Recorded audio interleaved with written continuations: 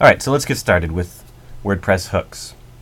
Before we begin, everything I'm sharing today is covered in much better detail by the WordPress Codex, specifically at codex.wordpress.org/plugin_API.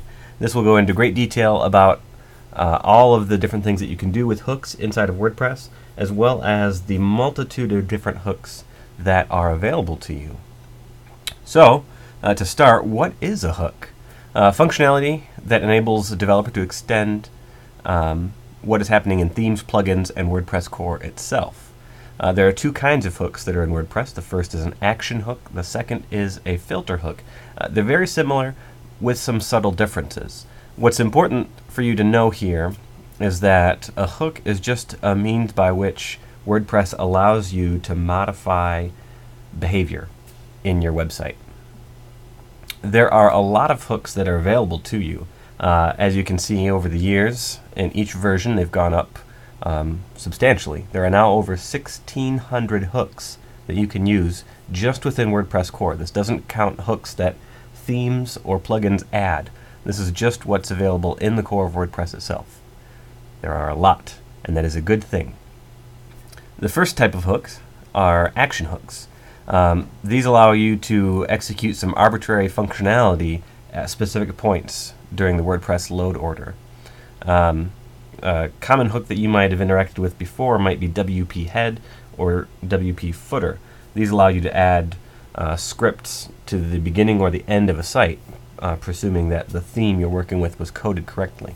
In the example below, I'm adding an action that does nothing more than echo an HTML comment. I'll get into the syntax a bit later.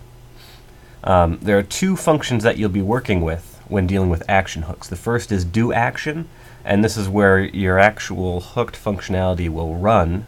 And then the other is add action, and that's what allows you to add functionality to a given hook that was defined by do action. Now this might be a little confusing. We'll cover it in a little bit better detail in a moment. Filter hooks, on the other hand, allow you to manipulate what is happening inside of WordPress. Most commonly used to manipulate a variable or some output content. In the example below here, we're filtering the content before it gets returned on the front end of the site, and we are cheekily replacing every instance of WordPress with Drupal in the content. Notice that we are returning that text at the end. That is very important for reasons I'll be explaining in just a moment. And again, there are two integral functions that you'll be using when playing with filters. The first is apply filters, where you are allowing things to be run, and the other is add filter, where you are adding something to a filter that is defined by apply filters. You may notice that these are almost identical to how you interact with action hooks. The way that you would create a hook is almost the same between apply filters and do action, with one key difference in behavior. Here we're looking at do action. The very first parameter that we have is called action name, and then after that we have an unknowable number of arguments that someone could add to be available at this action.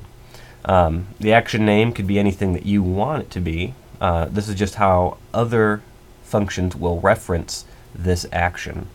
And then the arguments that you can supply in a comma-separated list are just variables that you make available to any functions that are hooked in at this action.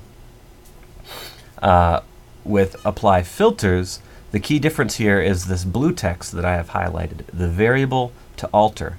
A filter lets you take one particular variable and then do whatever you want to it and return it at the end for the function to continue using. In this case, we are taking variable to alter and assigning it to variable all the way on the left there.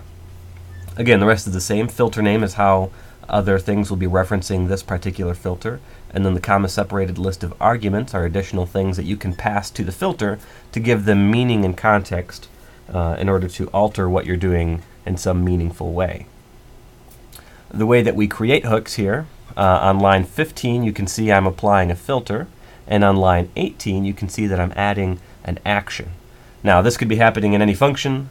So what the function does in particular is somewhat irrelevant.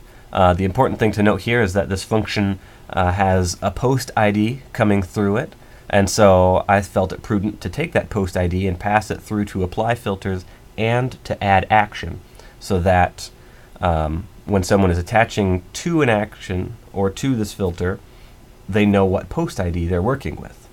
Simple enough. So now attaching to hooks. Add filter and add action are aliases of one another, which means that they work exactly in the same way. It also means they're interchangeable, but I would urge you to exercise caution in using them interchangeably. The first parameter is the action name or the filter name. This is the same action name or filter name that gets set via do action or apply filters. The second parameter is the function to add. This is the function that you want to run at the time that that hook runs. The third parameter is the priority of our attachment. The default is 10. A lower number runs sooner. So if I were to add an action with a priority of 1, it would run before the action that you run at a priority of 10. The fourth and final parameter are the number of arguments that we will be listening for in the function that we're adding. By default, this is 1. So in the case of a filter, this is the variable that you're altering. In the examples I gave, I had argument 1 and argument 2. So there were 2 possible things that we could be adding to our action. So I might use the number 2 at the very last parameter there. An example here of adding an action, you can see I've got a function named WPGR custom function, and I am attaching that function to the action named SomeAction. This is just greeting my mother here on line 9, you can see. I'm not passing in a priority, which defaults to 10. I'm not passing in the number of arguments that we're listening for because I'm not listening for any. They are irrelevant to me. If I want to attach a filter, you can see I've got a little bit more stuff going on here. First and foremost, all the way at the end, you can see that I'm listening to 2 arguments. And those are these 2 arguments on line 12, the output and the post ID. You can see on line 15 that I'm using the post ID to determine what type of post we're dealing with. And if it is a post type, we're changing the output to just say this is a standard post. Otherwise, we don't manipulate the output at all, and on line 20, we return the output. Now, I mentioned that it is very important to not forget what's happening on line 20 here. If you do not return anything, you are killing the variable off at this point. No filters that run after yours will have access to it, and when it gets plugged back in, say here on line 15, this variable isn't going to have any value because we are not returning anything. It'll just become null and useless. So always make sure that you are returning your stuff on line 20 there. Now, this is very quick. It had to be because it was a lightning talk, but if you have any questions, I encourage you to read the codex.wordpress.org/pluginapi, or you can catch me on Twitter as Risen, R-Z-E-N, or you could email our Google group, wpgr@googlegroups.com. So, that's all the time I have. Thank you for watching. Hopefully this gave you a quick insight into hooks and how useful they are.